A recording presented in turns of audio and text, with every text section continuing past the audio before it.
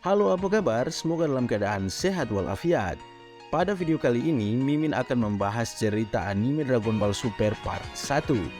Namun sebelum kalian menonton video ini, jangan lupa untuk menekan tombol subrek ya gengs, serta jangan lupa untuk mengencangkan ikat pinggang kalian dan siapkan secangkir kopi biar nontonnya makin asik. Oke, intro.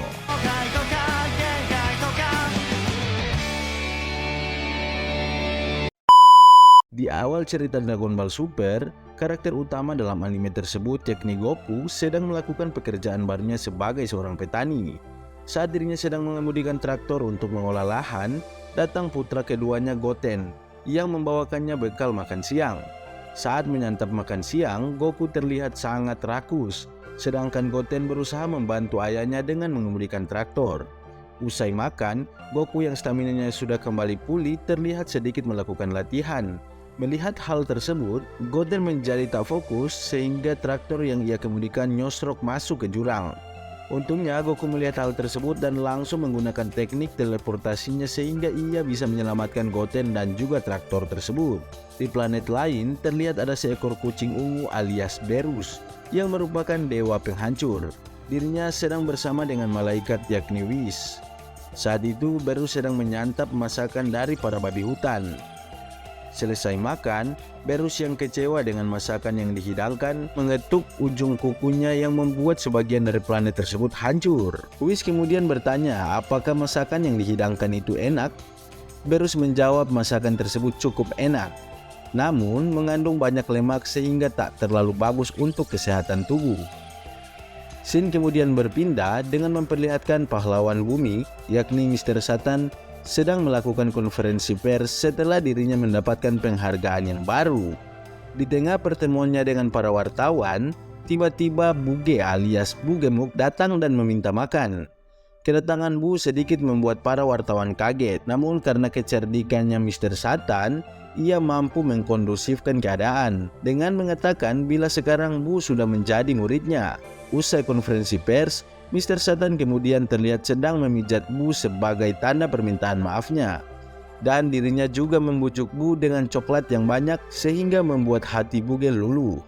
Scene kemudian berpindah dengan memperlihatkan Goten pergi menemui Trunks dan mengajak putra dari Vegeta itu untuk pergi mencari kado pernikahan untuk Videl yang baru saja menikah dengan Gohan. Kedua bocah sayan itu pun pergi ke sebuah tempat perhiasan. Namun karena harga perhiasan terlalu mahal, mereka pun pergi dan mencarikan kado yang lain. Kedua bocah ingusan itu terfikir untuk membelikan Videl hadiah kosmetik. Mereka pun pergi ke toko kosmetik. Di sana mereka mendengar perbincangan antara sang kakek Tuir dengan gadis SPG. Di mana menurut cerita sang kakek Tuir, ada sebuah sungai dengan air ajaib. Bila air ajaib tersebut digunakan, bisa membuat penggunanya menjadi awet muda. Mereka pun langsung pergi mencari tempat yang dimaksud. Saat tiba, Goten langsung mengisi air ajaib tersebut ke dalam botol.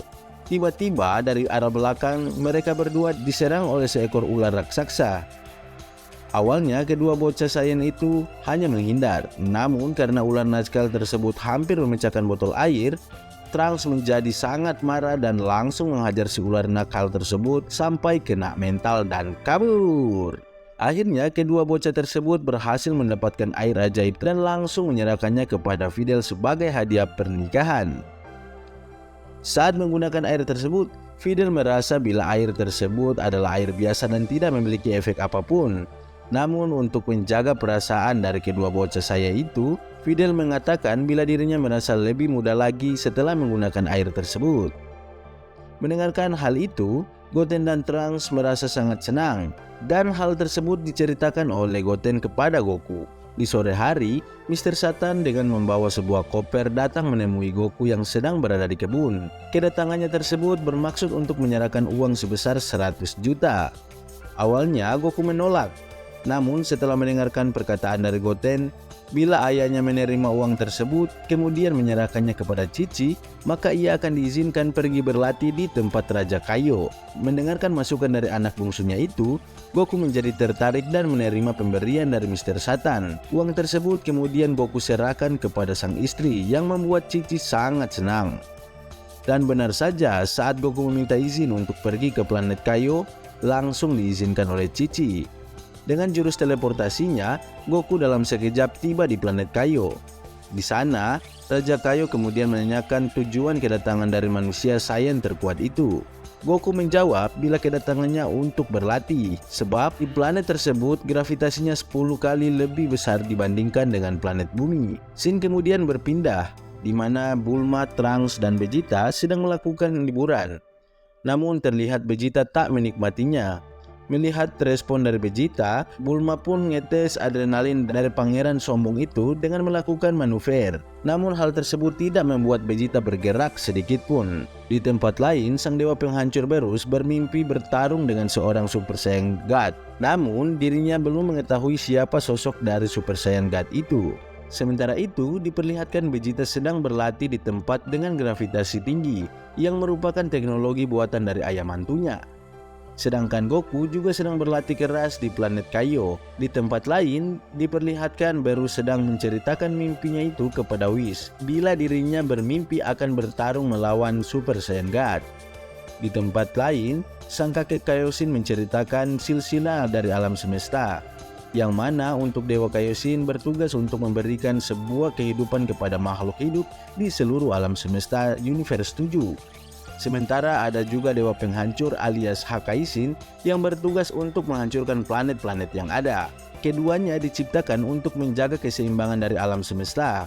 Dan sang kakek Tuir juga mengatakan bila Hakaishin dari Universe 7 kini telah bangun dari tidurnya dan mengingatkan kepada Kaioshin muda agar menjaga jangan sampai ada yang menantang Beerus untuk bertarung. Jika itu terjadi, maka kehidupan mereka akan terancam. Dan untuk mengantisipasi hal tersebut, Raja Kaio dan Kaioshin muda ngobrol lewat telepati. Keduanya bersepakat untuk menjaga jangan sampai Goku bertemu dengan Beerus dan menantangnya bertarung. Di tempat lain diperlihatkan sang kucing ungu sedang bersama Whis sambil menyantap es buah. Mereka berdua pun ngobrol soal keberadaan dari Super Saiyan God. Di mana menurut Whis, bila Super Saiyan God yang dimaksud oleh Beerus tidak pernah ada. Apalagi planet dari para bangsa Saiyan sudah dihancurkan oleh Frieza. Namun sang malaikat pendamping itu ternyata tahu bila ada beberapa manusia Saiyan yang kini sudah hidup di planet lain. Selain itu, Whis juga mengetahui bila Frieza sudah mati setelah kalah bertarung melawan manusia Saiyan bernama Son Goku. Perkataan Whis itu lantas membuat Beerus terkejut dan mengajaknya untuk pergi ke tempat Kaio di mana tempat Goku berada.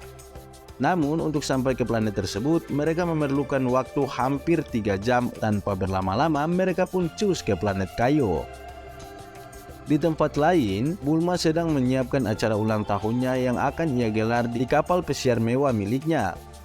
Semua para warga Saiyan dan juga para petarung lainnya berkumpul di kapal tersebut, terkecuali Vegeta dan Goku yang sedang berlatih. Meskipun tanpa kehadiran dari kedua orang saya itu, kapal pesiar milik Bulma tetap berlayar.